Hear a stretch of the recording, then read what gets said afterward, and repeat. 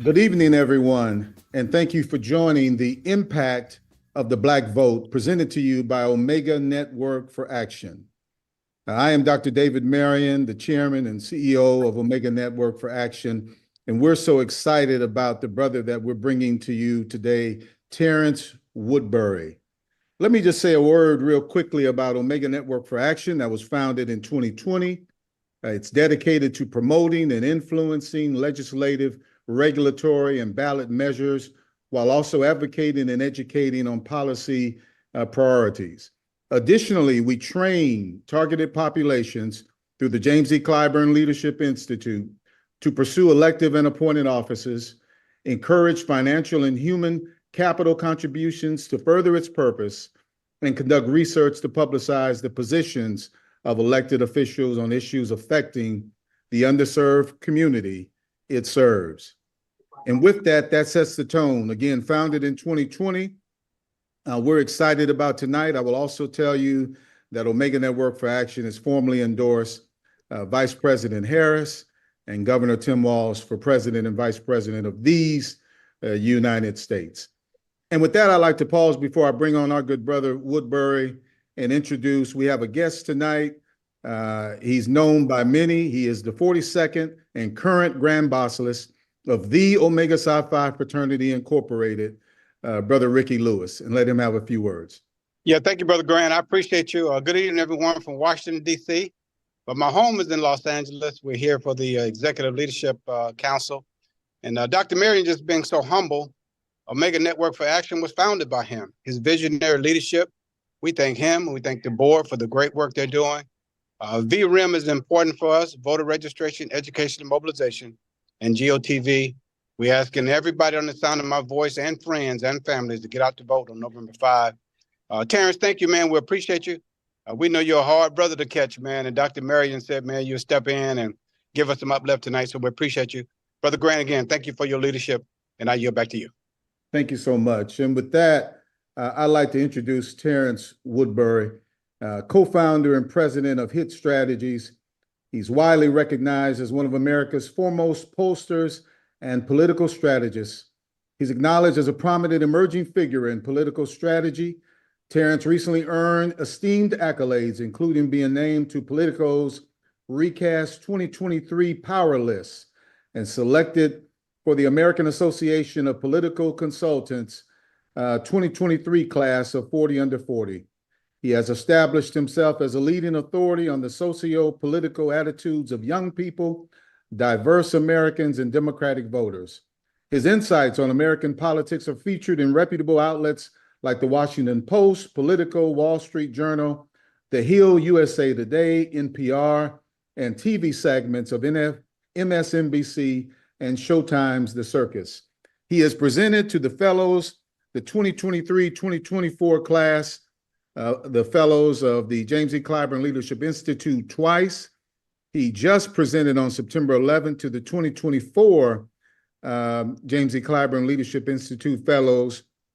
In that class and in that presentation, it was said to me by one of the fellows, Sean Long, he said to me that there's no way we can keep this information that this brother has given us to ourselves. We have to give it to others.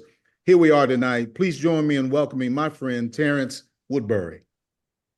Thank you. Thank you so much, Dr. Marion, for that very, very generous introduction to the Grand Basilisk and to all of you for your participation and leadership. I'm honored to be here. I am excited about the work that's happening. Look, I was going to blur my background because I straddle between C3 and coordinated and firewalls, and I gotta just kind of know my audience and know my environment. But it's exciting to hear that that the Clyburn Institute has endorsed Kamala Harris and Tim Walz. I am the co-founder of HIT Strategies. If we can get the slides going up here, I'm going to start sharing some data. Co-founder of HIT Strategies, we're a full-service public opinion research firm. You should know one thing about a pollster is that we're useless without slides. And so I'm going to get the slides going. Look, we are last 33 days here. We're in the final stretch of an incredibly consequential election. We have done a tremendous amount of work. And by we, I do not want to take too much credit. I should say the vice president has really done a tremendous amount of work consolidating the Black vote. The reason I say she did it is because, frankly, it happened before we even launched a campaign for her. Within the first 5 days of her candidacy, she had consolidated the overwhelming majority of the Black vote that, frankly, had been splintered and had not consolidated before she was the nominee. And so we are uh, well on our way, but I want to be clear that we have not won this thing yet. I worked in 2016 for Hillary Clinton. I have been a part of campaigns that counted their chickens before the eggs hatch, that start measuring the drapes. Folks start picking out jobs in the White House. We have not won the. I was invited to an inauguration planning meeting this week. Guys, we haven't won. I'm not planning a damn party yet. And so we still got some work to do. If you go to the next slide, I want to just start talking you through. Let's see if I can make these slides a little bit bigger for myself because I can't really see them. Just change my view here to the speaker view, I think should help. I change the view to the presentation. Change view to, one sec, folks, sorry about this. Maybe if the tech folks can help me out here, the slides are about as big as the square of my face. If I can make the slides a little bit larger, I'm gonna have to read along some of them. Hide self. No, that didn't work. Full screen. All right, I'm gonna the good thing is view, I have speaker, I have gallery, and I have multi-speaker.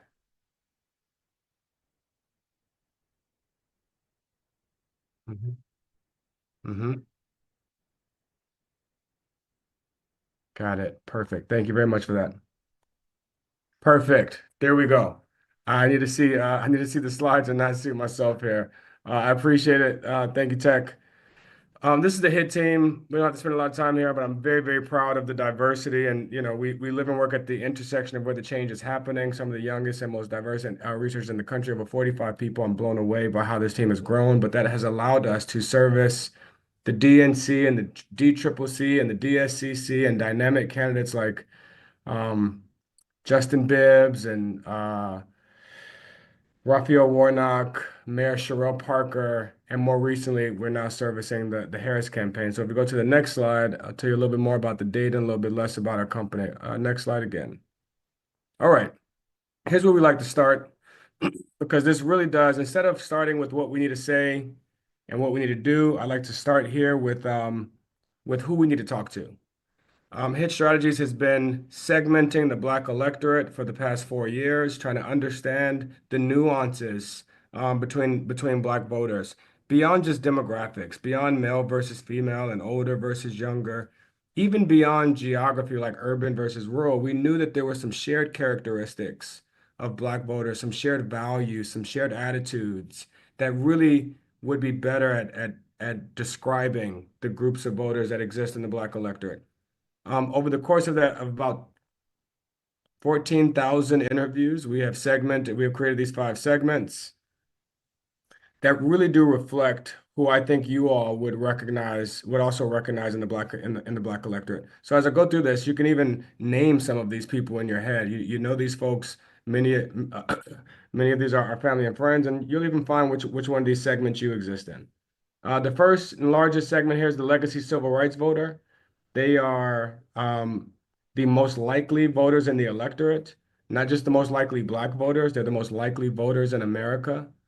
Over the age of 50, also the most Democratic voters in America. There's a number right there, that second bullet, that's called vote power. I'm gonna talk a lot about that. Because what we've understood is that Black voters, there's a direct correlation between perceptions of power. And what I mean by that, we ask the question on every poll, regardless of how often you vote, how much power do you believe your vote has to make a difference in your life? The higher they rate that on a scale of 0 to 10, the higher they rate those perceptions of power, the more likely they are to to actually use that vote. And so we use this as a proxy for turnout. So what this would tell us in a direct correlation is that 8 out of 10 legacy civil rights voters are going to vote. 8 out of 10 of them believe that they have a lot of power. The second group here, I didn't even know existed until we did this segmentation. This is the aspirational activists. It's a very small cluster. The reason we call them aspirational is because they're small, they're mostly millennial and more likely to be women. The reason we call them aspirational is because they are more likely to make between $100,000 and $250,000 a year, highest income, highest education attainment. The reason we call them activists is because they are literally activated by everything. They will march and protest and donate and volunteer and demonstrate and show up for racial justice, economic justice, reproductive justice, environmental justice. They're gonna march, they're gonna show up. Those two groups we need to activate, right? We don't got to tell them who to vote for. They understand the assignment and they're going to vote. That doesn't mean we stop talking to them. In fact, a lot of y'all are on this call right now because you understand the assignment existing in these first two groups. But these are the groups we now need to activate to go and get the next two groups that I believe are going to be the difference in this election. I believe this election will be won or lost based on what these two groups in the middle do. Next gen optimists and rightfully cynical segments look identical. They have the same demographics. All of them are are Gen Z and millennial. They're equally men and women. They're all Black. They all look the same. They have the same voting patterns. They have voted in less than 2 of the last 3 elections. Most of them have voted in 0 of the last 3 elections, or 0 or 1 of the last 3 elections. But what separates them is their attitudes towards politics, the reason that they're not voting. If you look at the next gen optimists, you look at their vote power, 7 out of 10. Almost identical to legacy civil rights voters, but their voting history is abysmal. The difference between the next gen optimists is that in this black column, is that they think that they vote in every election and they want to vote in every election. They believe that voting makes a difference in their lives. They even tell me in focus groups that they vote in every election. They've never missed one. Well, the last time they voted was for Joe Biden or maybe even Hillary Clinton. They didn't even know that the last midterm, that the last primary, that there have been 3 or 4 elections in their community since the last presidential election. And in fact, when they find out that they missed those elections, they're angry at themselves. The next group, though, who votes in the same, 0 or 1 of the last 3 elections, the reason that they are not voting, look at their vote power. 3 out of 10 believe that their vote has the power to make a difference in their life. They don't believe in voting. They don't believe in the system. The reason we call them rightfully cynical and not just cynical is because they are closest to the pain. Lowest per capita income, lowest educational attainment, lowest home ownership, lowest wealth on all the indicators, these folks are working twice as hard and getting half as far. Our systems have failed them, right? They don't like Democrats. They don't like Republicans. They don't like politics. These are who are often described as the double haters, right? Because they hate both sides. Well, the truth is they hate all of the institutions. They don't like doctors. They don't like banks. They don't like vaccines. All of this is the vaccine hesitant. They are also in this rightfully cynical group, the double haters, all these groups that we've heard described. In fact, this is the group. Well, actually, I'll come back to that. The last segment here, that's why I say those two groups, those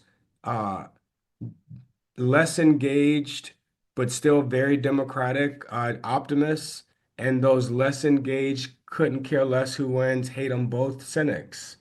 How those two groups perform in this election could really change the outcome in places like Michigan, Pennsylvania, Georgia, and North Carolina. And then finally, you have this race neutral conservative, the smallest segment, only 7% of the electorate. They are more likely to be men, more likely to be married, more likely to be college educated. They are a very small part of the electorate, but they're also very socially conservative, right? They're not just voting for Republicans because they got a check last year or last cycle. They are conservative on the role of women in society. They're conservative on abortion rights. They're conservative on sexuality. They're on a lot of social issues. They are just more conservative, fiscally conservative, right? That's where Clarence Thomas lives. They actually believe the conservative doctrine. The problem is that Republicans have been getting anywhere from 12 to 14 or 15% of black votes, depending on what state you're in. But if only 7% are actually conservatives, where are they getting the other, the remaining 14%? The rightfully cynical voters are becoming grifters, right? This is who Donald Trump is talking to when he says, "What the hell do you have to lose?" He's talking to the cynics. And it's becoming, we've seen over the past couple elections that it is effective. And I want to be clear, the reason it's effective is not because they like Donald Trump. The reason it's effective is because they don't like either, but they've only heard from one their whole lives. The only thing Donald Trump is doing now is giving them another option. And some of them, not very many, but some of them are taking him up on that option. Next slide. So we got some work to do to go after these middle two groups. I'm going to tell you how we do it. All right, a couple key findings here. First thing, I mentioned this at the top. Kamala Harris has done a great deal of consolidation in the Black electorate, and Democrats all the way down the ballot are benefiting from her being on the ballot. She's increased support amongst Black voters by 12 points. She increased support amongst Black Gen Z voters by 33 points, and increased amongst Black women under the age of 50 by 24 points. Those are remarkable shifts.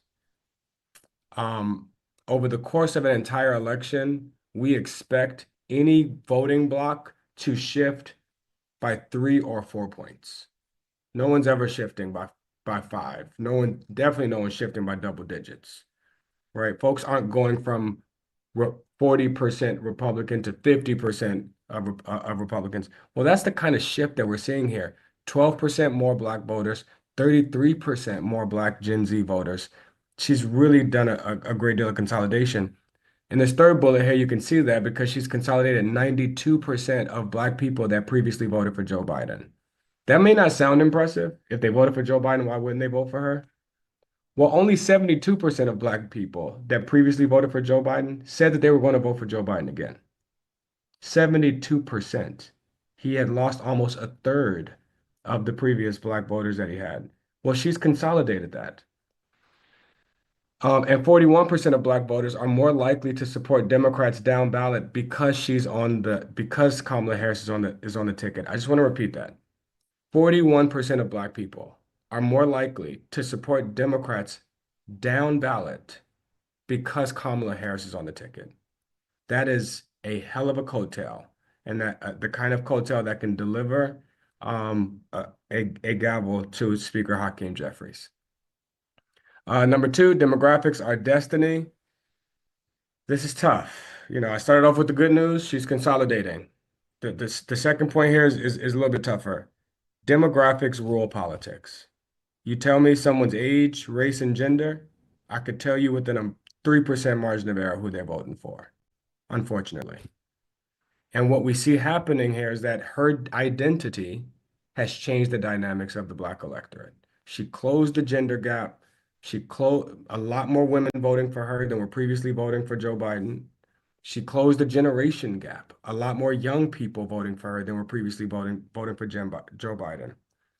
But we're also seeing a widening in the gender gap. Black target voters, 30% of the Black electorate is either undecided, voting for someone else, or not motivated to vote, 30%. That's our target. And I want to be clear, the 70% of Black voters that are with us are really with us. Like certain they're going to vote and certain they're going to vote for her. That's the overwhelming majority. But the 30% that is remaining are different, guys. They are inherently different than the 70. I just tried to show you how different they were. There's a lot of those, rightfully cynics in there. They are engaging or not engaging differently, but they also need to hear a different message. If the message that moved the other 70% worked for this 30 for this remaining 30, then they would be with us already. And so this is what we've been encouraging the campaign and what we've been encouraging the DNC and other partners that we work with is that we're going to have to come up with a very different message for this remaining 30%. And I'm going to talk to you about what that message looks like.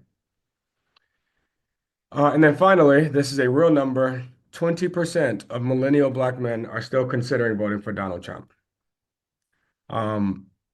That is a very durable number. And what I mean by that is I have polled this question at least 5 or 6 times in the last 3 weeks. Every time I ask the question, Donald Trump is getting between 18 and 25% of Black millennial men's votes. I want to be clear about a couple things here because that is a striking number and we got to do something about it. Number one, reducing that to sexism is lazy and inaccurate because there's the same gap between generic Democrats down ballot, right? Black millennial men are highly concentrated in that cynical group. Looks like I lost the slides here. Thank you very much. The other thing I want to clarify is that these are not oftentimes you hear this described to as younger Black men. That is not exactly accurate. And I'm getting real precise here because we're running out of time and we got to get right to the voter that we need to win. The reason it's not younger Black men is because Black Gen Z men are understand the assignment. In fact, they are further to the left than most of us. It is very specifically these Black men between the ages of 30 and 45 years old. This Obama generation, right, of Black men. Because, and there's a couple of things happening there, right? There's a pain and a frustration. This is a recession generation has gone through several recessions. They're starting families.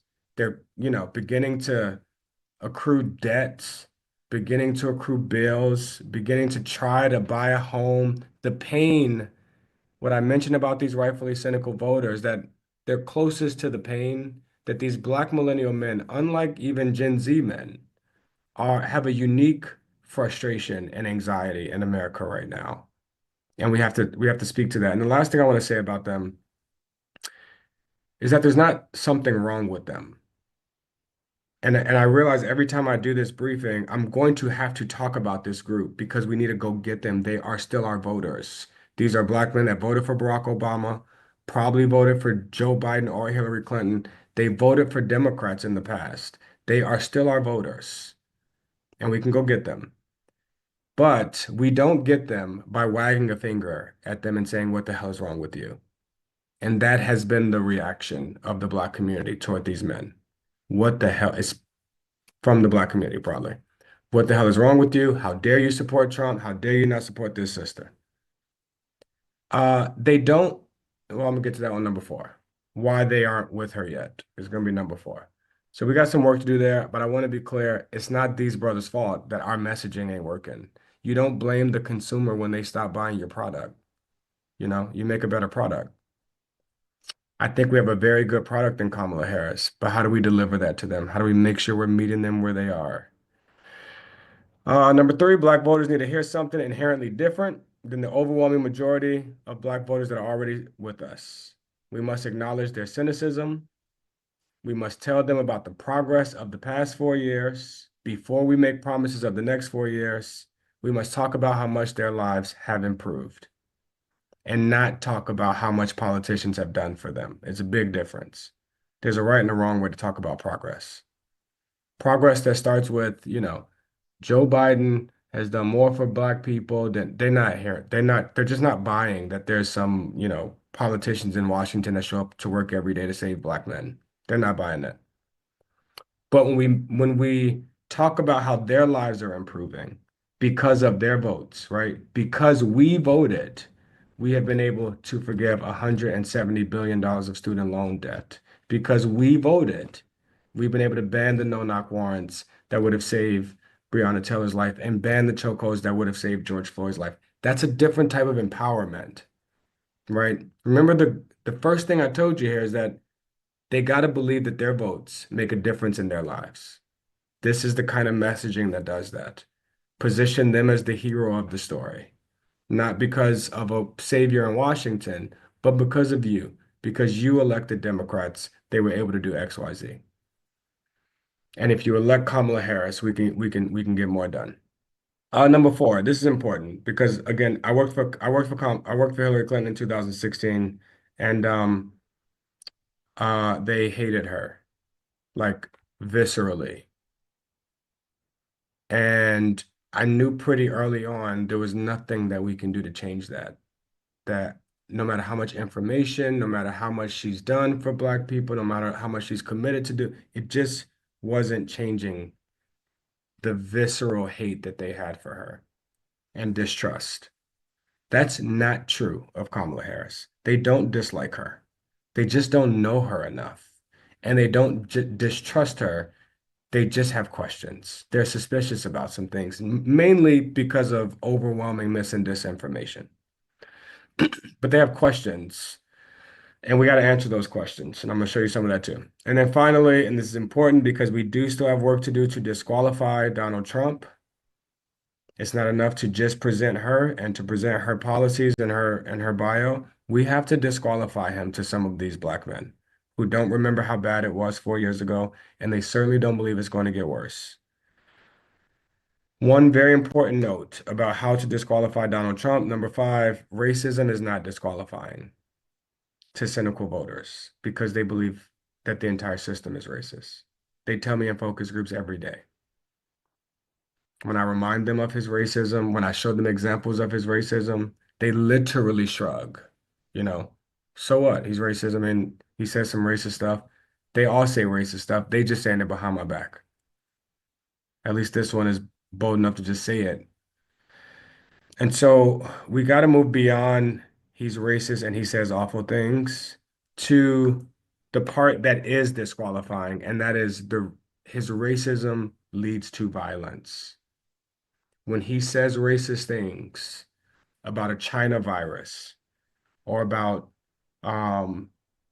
Asian people's the Asian flu, that it results in increased hate crimes against the AAPI community.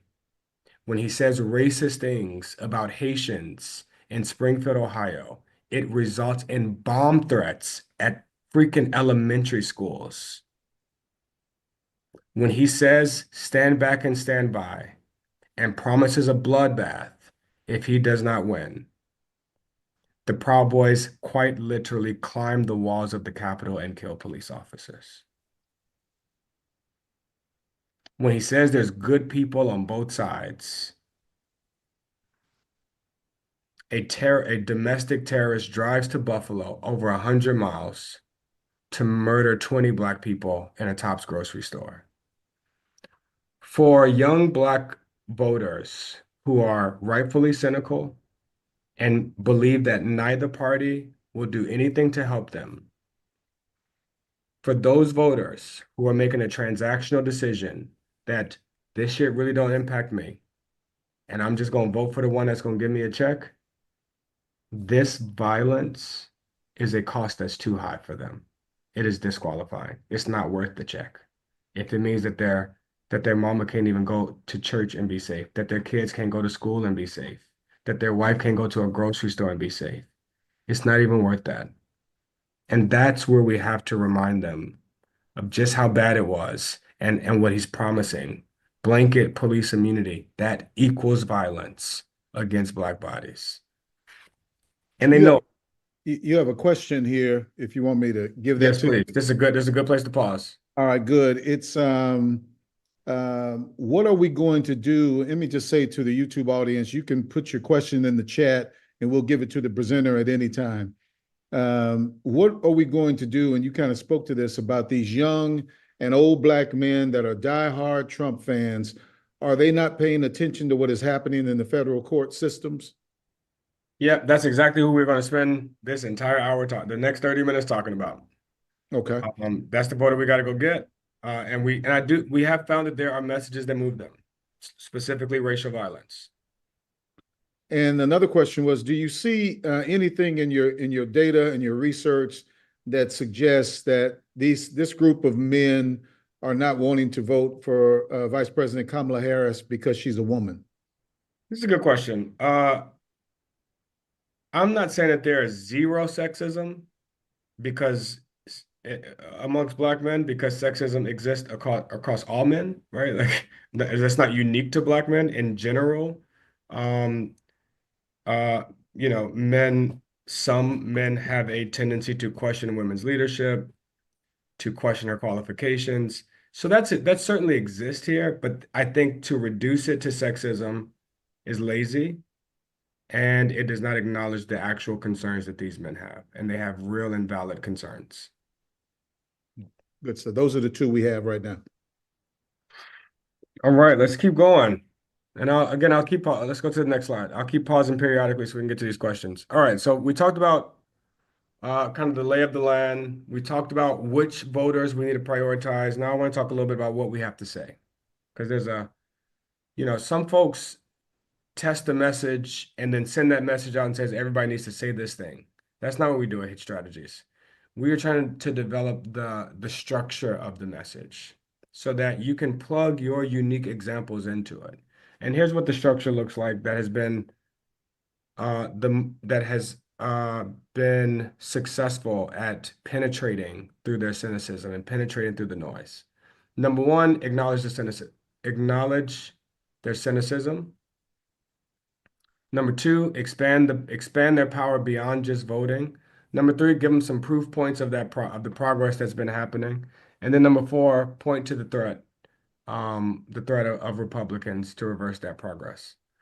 A couple of examples here, some of the cynicism and look, the best example that I've ever heard of a Democrat, I shouldn't say ever, a very good example that I've heard of a Democrat acknowledging black men's pain was Joe Biden at the Morehouse um, graduation ceremony when he spoke this past May. And when he told black men that sometimes he understands that it's hard for black men to love a country that doesn't always seem to love them back. He understands that it's hard for black men to work twice as hard to get half as far. Right? This acknowledgement of their pain, because if we don't start there, then it seems like we're just waving a mission accomplished flag. It sounds tone deaf when we say, look at how much Democrats have done for you. If you vote again, they're going to make your life better. And their material conditions have not improved. We have to acknowledge that. Sometimes it feels like politicians only show up to ask for our votes. Sometimes it feels like government is too slow. And then second, when we just when we move from the cynicism and then say, and that's why if you vote, everything gets better. Well, they don't believe that. They don't believe voting is going to fix everything. And we all know that it won't. Voting is one of the tools. But when we expand that power beyond voting, when we stand together and march together and vote together, we're able to make these changes. When we stay involved past election day, we can hold politicians accountable to keep their promises. And then we have to give them very specific examples of the progress. In just 4 years, we've been able, and I want to say a couple things about progress. I mentioned the previous slide, but this is important. Progress needs to be about Black people's lives getting better and not about politicians' checklists. Progress isn't about how much Democrats did, right? Progress is about how much your life has improved. For example, in just 4 years, we've been able to reduce Black child poverty by 50% and the Black wealth gap by 60%. That's how Black people have gotten better. We're reducing the overwhelming burden of cost, including capping prescription cost. I got to say, this $35 insulin is incredibly popular, even amongst young, healthy Black men that don't have diabetes, because we understand shared fate. We understand the linked fate in the Black community.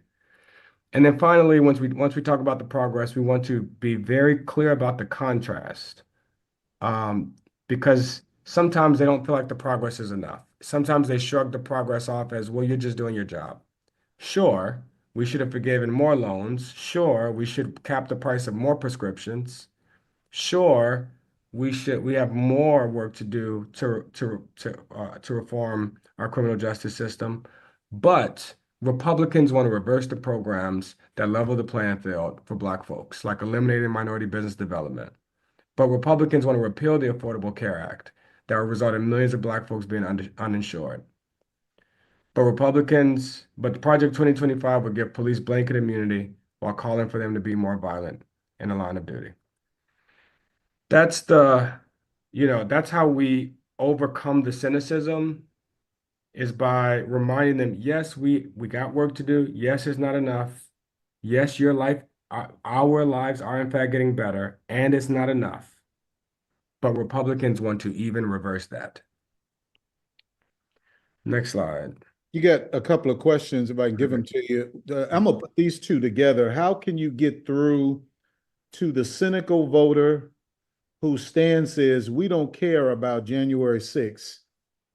And then I'm gonna tie that to this one. It's difficult to resist the urge to judge and shame Trump supporters, Yeah. suggesting I give them a pass and the right to vote for whoever they want.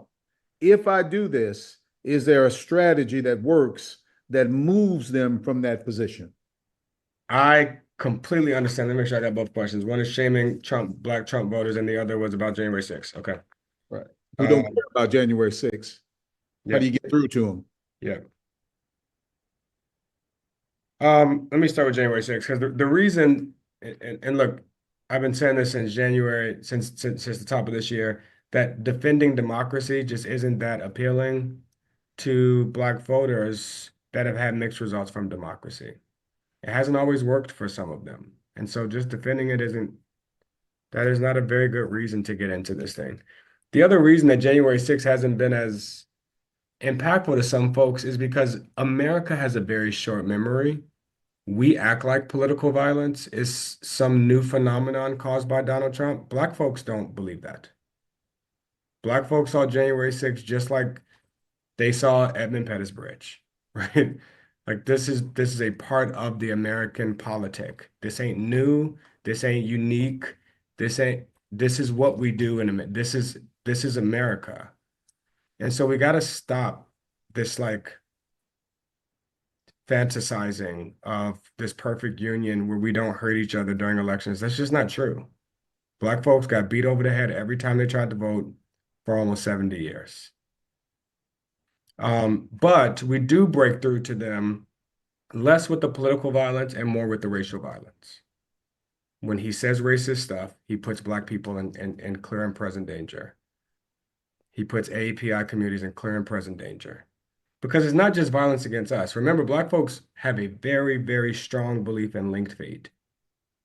When they start attacking AAPI community, when they started shooting up AAPI massage parlors, when they start shooting up LGBTQ clubs, we know that's a slippery slope. And so just reminding them of the racial violence and not just the political violence. In terms of shaming Trump voters, I don't blame you. I think I may have started a lot of this analysis shaming Trump voters. It wasn't until I sat in focus groups with them and realized we can't shame them away from voting for him, because a part of why they're voting for him is counterculture, right? It is to say, y'all keep doing the same thing and getting the same result. I'm going to try something different, right? And so we have to give them a reason to vote for her and not just a reason to vote against him. And she's got some good reasons. The progress and the promises are quite effective.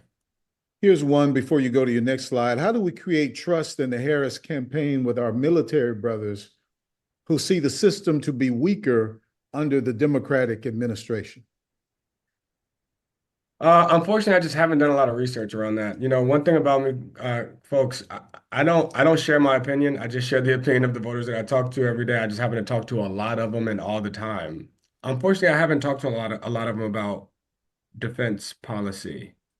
Um, yeah, I'm just honest about the limitations of our research. Okay, thank you. Yeah. All right, I'm gonna get to a couple more slides, and then we're just gonna open up to the questions and conversation. When we look at top issues for Black folks, a lot of you will hear that this is an economy election. The truth is, every election is an economy election. Economy just means something different every time. Like in 2008, economy was at the height of the recession. Economy was about foreclosures and unemployment rates In 2012, at the height of the Tea Party, economy was about taxing and spending, right? In 2020, economy was about opening up and recovering from the pandemic. Well, now, as you look at this, when you ask Black folks to rate each issue on a scale of 0 to 10, the issues that are most urgent to them, the first thing you see is that a lot of issues are very important to Black people.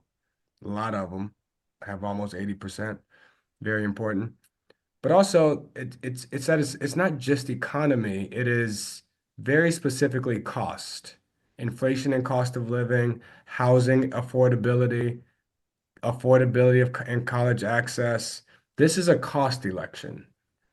That's why a lot of the economic indicators like job creation and unemployment rates and record market growth and lowering the interest rates, all these things that should be working in our favor, the cost is still too high.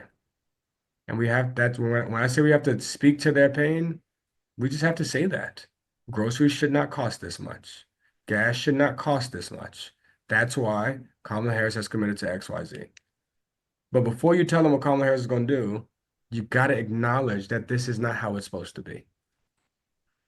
Next slide, please. I just read a stat that Black home ownership is lower today than it was in 1970. That's a part of acknowledging the pain. That's not how it's supposed to be. That's why Kamala Harris has committed to give a $25,000 first-time home buyer tax credit to every American that wants to buy their first home. That's how you acknowledge their pain and connect it to what she's going to do. But I cannot emphasize this enough. It doesn't work if we don't start with the cynicism, with the pain, with the fact that it's not working the way it's supposed to. That even works with Trump voters, right? To the person that asked about how do we break through the Trump voters, you start by acknowledging, you know what, you're right.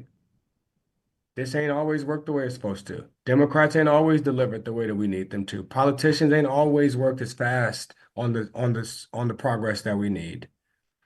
That's why we got to be impatient with that progress, but stay patient with each other. Okay, I keep going off script. Let me get back to the slides. Here's a list of some of the costs. I just mentioned this is a cost election. Here are the costs that people are most concerned about. It's the cost that they deal with every day. Cost of groceries, cost of utilities, cost of gas, and cost of housing, and cost of healthcare. Overwhelmingly. It is it is crippling people, and we got to lean into that. The good news is we have a lot of progress on all of these things that we just have to inform them of. That, reducing insulin cost $35 is how you reduce the cost of healthcare and prescription drugs. That is, I keep saying that because $35 insulin is incredibly popular amongst Black people. I don't have that in this slide because it was over the wall, but I can say it, I just can't share it. $35 insulin to young Black men, to Black millennial men, especially those that are starting families and acquiring bills. That $35 insulin goes a long way. Next slide, please. All right, here's the last slide. Oh no, I still have some more time. Okay, here's a little bit of a comparison. A bit of a comparison here of what this race looked like in March of this year before Kamala Harris was on the ticket and what the race looks like now, just amongst Black people. Joe Biden was winning 64% of Black votes. Donald Trump was winning about 8%. Third parties were winning 15% of Black votes.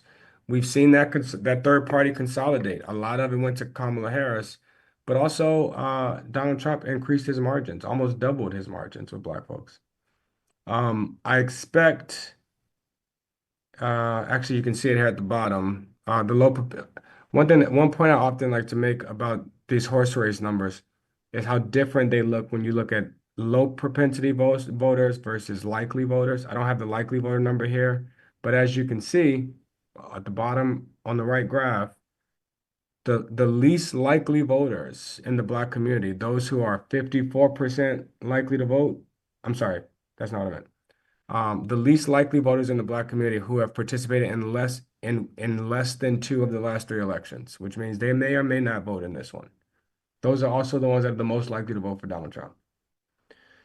And so there's some relief there, right? That the most likely Black Trump voters are also the least likely Black voters, as you can see at the bottom here.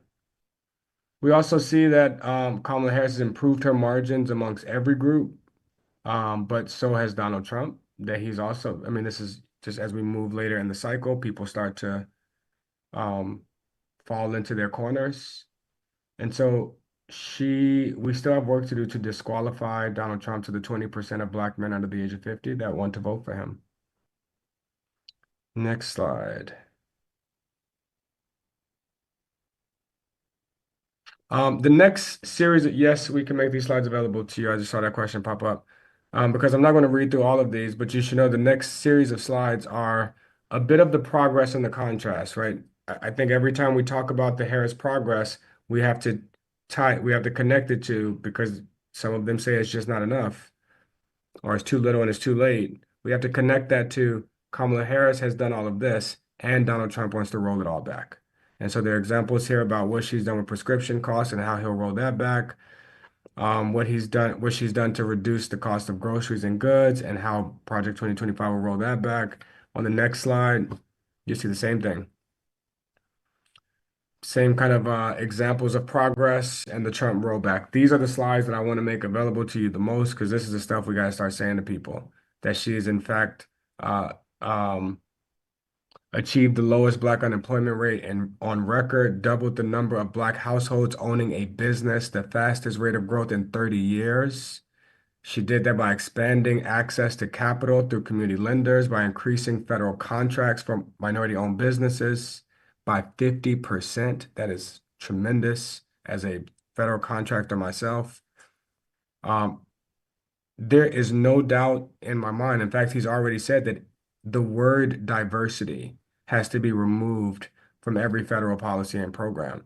That means that they will stop counting how many Black people have contracts with the federal government. That means that Black people will have less contracts with the federal government. So yes, I want to stop there and open up to questions, but there are a lot of examples. We're going to make these slides available to you. There's a lot of examples there. Instead of telling you exactly which example to use, we kind of just arm you with the structure before you get to the progress and before you get to the promise, bookend it by acknowledging their pain and by reminding them how much worse Donald Trump and Republicans will make it. And then plug in whatever examples resonate the most with you. All right, let me see what other questions we have. Just an outstanding presentation as always. There is a question: are the Democrats' advertising teams highlighting or planning to better highlight the connection between Trump's rhetoric and violence in their political TV ads? This is sensitive because there is some caution as to not promote the violence. And so there's some caution in putting it on TV because it tends to promote the violence. But we are targeting through digital, through text messages, and a lot of mail, but also a lot of digital social media ads to target some ads that you don't want to say what I call the air game. You target them. And so that's a part of the time. I'm getting a little bit in the weeds here, but yes, we are doing that through targeted messaging and not through TV. Okay. And then you had a question. Let me find it because they're sending questions to me too. Is she having difficulty talking about what needs to happen or what she wants to happen in her administration when she's a part of the current administration? And I've heard that question before. Some of the things that you hear her talk about, some voters say, you could have done it. You all could have done this. So, but now you're acting as if almost like you weren't in office to do some of this stuff. Have you seen anything like that? Yeah, for sure. We hear that in focus groups. This is why the structure of the message is important, because it allows allows us to talk about what progress she's made on insert issue, on criminal justice reform, on cost, on wealth creation. She gets to talk about the progress and then talk about her plan. That's something she's been very, very specific and precise about. She doesn't talk about a policy without saying what she's been doing already, because she knows that that's the biggest criticism. Okay.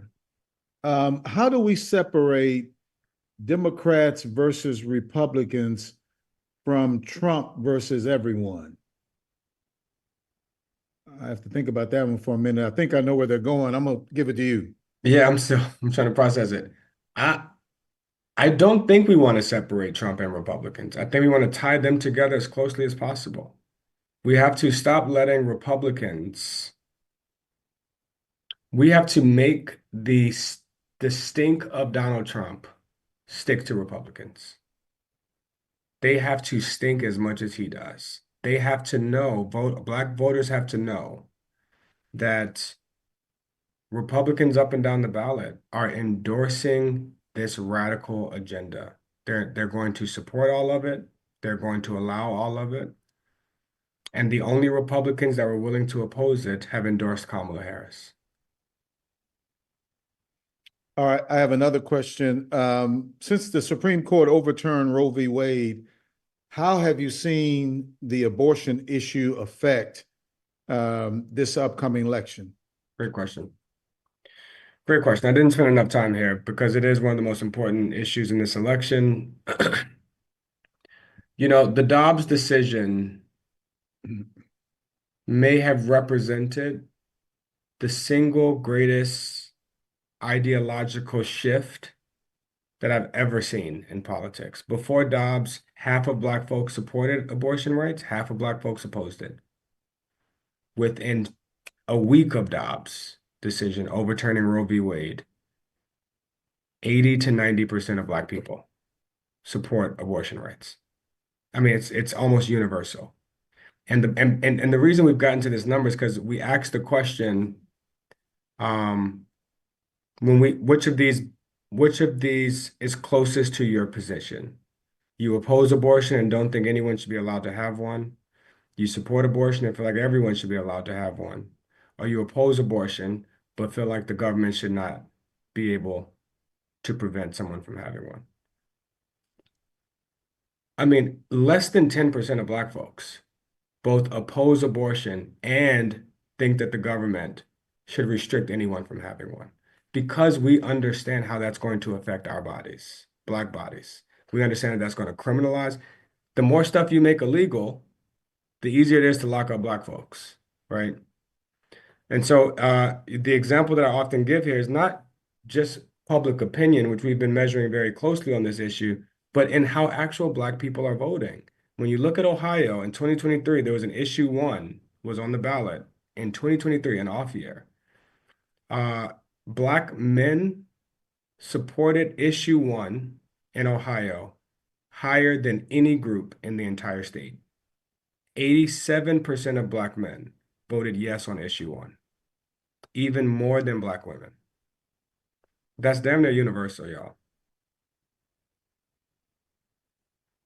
Great response. I see a question in the chat. We're going to do a couple more questions and then we'll end. Why aren't you all focusing on the courts? And I guess that came up after we talked about the Dobbs case. Yeah. Go ahead. Yeah, listen, I have tried this. I have tried.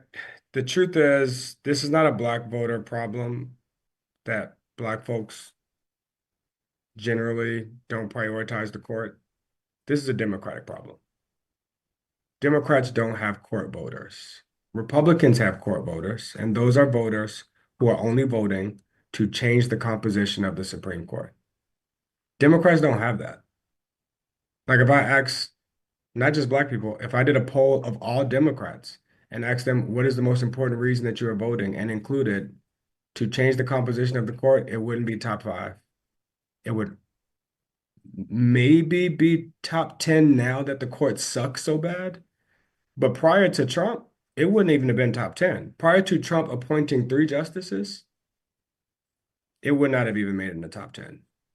And so this is something that not Kamala Harris and not Black people, this is something that Democrats are going to have to create a generation of court judges. And I think qualified immunity is a great way to, abortion and qualified immunity are a great way to do that with young Black people, to get them engaged in the court.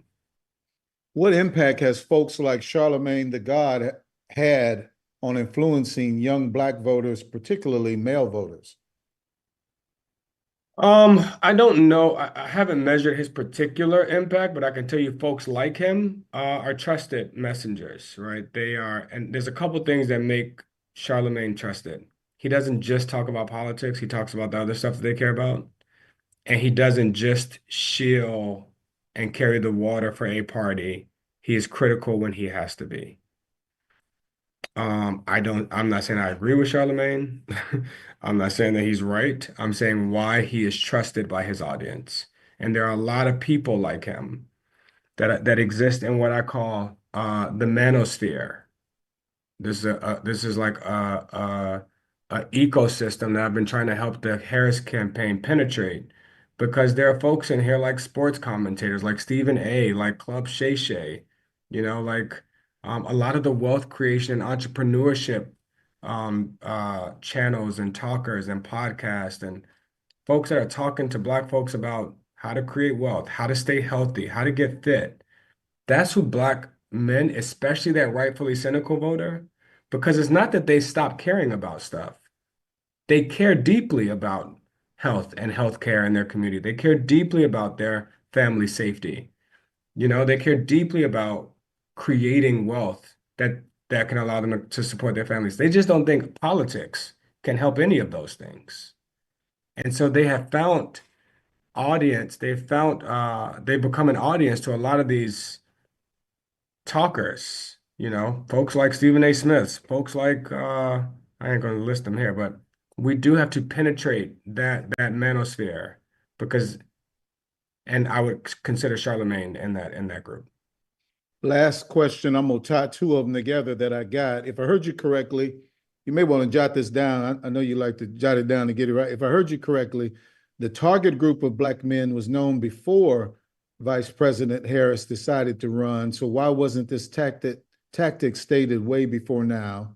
And the second question is, the second question, somebody else trying to slip one in. The second question was, we just saw the impact of Hurricane Helene, and now we're seeing the emergence of voter suppression tactics. Is it possible that extreme weather may move this election to Trump?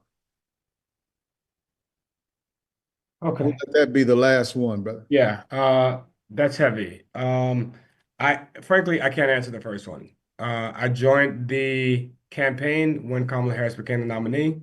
Why they weren't doing this before I got there, I'm going to egotistically say it's because I wasn't there. It's because I wasn't raising these questions on the Biden campaign. No, but really, I can't speak to what was happening before I got there. This last question, this is a heavy question to end on because I'm gonna have to broaden it a little bit. It's not just the weather that can swing this thing to Trump. And this is where I am the most concerned. I'm very confident in the vice president's ability to win enough votes in the right places to win the electoral college. I'm very confident in that. By all the metrics that we still got work to do, but we got the resources and we have the talent and we have the candidate. We're gonna get it done. My concern is exactly what you raise here, that things out of our control, like weather, like voter suppression, and like voter interference, voter intimidation, and finally voter fatigue, right? That if this contested election goes on for so long, if they challenge so many ballots, if if you challenge a person's ballot and they come and they cure their ballot, and then you challenge it again and they come and they cure their ballot again, which is virtually impossible. You basically got someone to vote 3 times in a week, right? This is the kind of stuff I'm expecting to happen in Georgia. Brian Kemp is surgical with this shit. That that they are expecting us to get fatigued. They're expecting us to just get tired of fighting. And or to like be frustrated that the weather has damaged some precincts and caused longer lines at other precincts, or that they can use the weather to say, we can't use this precinct anymore. Georgia is where I'm extremely concerned of this because we got folks like Roy Cooper in North Carolina and Gretchen in Michigan and Shapiro in Pennsylvania, and those voters will deploy the state guard if they have to. But we got to be vigilant in Georgia. And we have to, as we're encouraging people to, just as hard as we're going to encourage people to vote on November 5th, all of us, those activists and legacy folks and the folks that understand the assignment, we're going to have to be just as engaged on November 6th and beyond to keep our folks engaged, to keep them informed, to let them know what's happening, and most important, to mobilize them if we have to. If they got to go check their ballot, if they got to go cure their ballot, if we got to apply pressure to the Supreme Court to count every vote, those are the kinds of things we're going to have to be ready to do, and we're going to have messaging coming out about that toward the end of the election. But that's going to depend on all of us. I appreciate you all so much. I appreciate this time, and we are a constant resource to the Omega Network. Thank you so much. Remember the name, folks, Terence Woodbury, because the White House knows that name. The Democratic National Committee knows that name, NAACP, and many, many, many organizations. When they want to know the pulse of the African-American voter and other diverse voters, they turn to this man. And we thank him for his fourth presentation to us. We also want you to remember Omega Network for Action, because we're going to bring programming like this, and it's not free. So we ask you to go to Omega networkforaction.org and help us support more and more activities just like this. Get out and vote. Let's go win November 5th. Thank you so much for joining us.